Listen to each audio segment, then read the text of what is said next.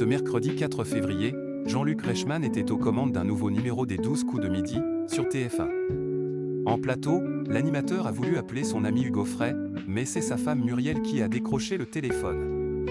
Un joli cadeau. Dans son émission Les 12 coups de midi, Jean-Luc Reichmann s'intéresse souvent aux candidats qu'il reçoit, en leur posant quelques questions afin d'apprendre à les connaître. Dans un nouveau numéro du jeu télévisé diffusé ce mercredi 4 février sur TF1, l'animateur a reçu une fan du chanteur Hugo Frey. « Je sais que vous l'aimez beaucoup et je l'aime aussi beaucoup. C'est quelqu'un de très gentil. J'ai eu la chance de le rencontrer il y a très longtemps. Il est très abordable », a fait remarquer Nolwenn. « Ah mais attendez, Hugo Frey, c'est un ami de la famille », a confié Jean-Luc Reichmann, avant de faire une proposition à la candidate. « Vous voulez qu'on essaie de l'appeler ou pas ?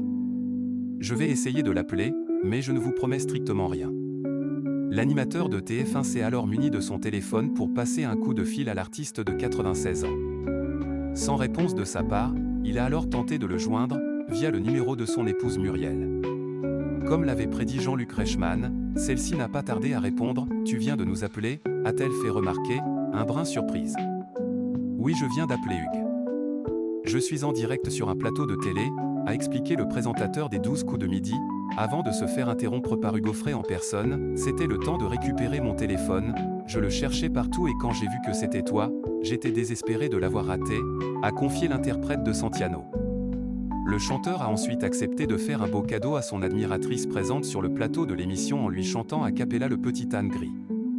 Jean-Luc Reichmann pas près d'arrêter les 12 coups de midi, tous les voyants sont au vert.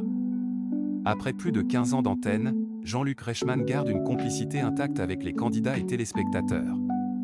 Si l'animateur jongle entre son rôle de présentateur dans les 12 coups de midi et celui de comédien dans la série Léo Mattei, Brigade des mineurs, l'intéressé ne compte pas ralentir.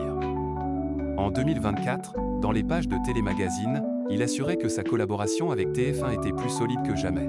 « Donnez-moi une seule bonne raison pour qu'elle s'arrête.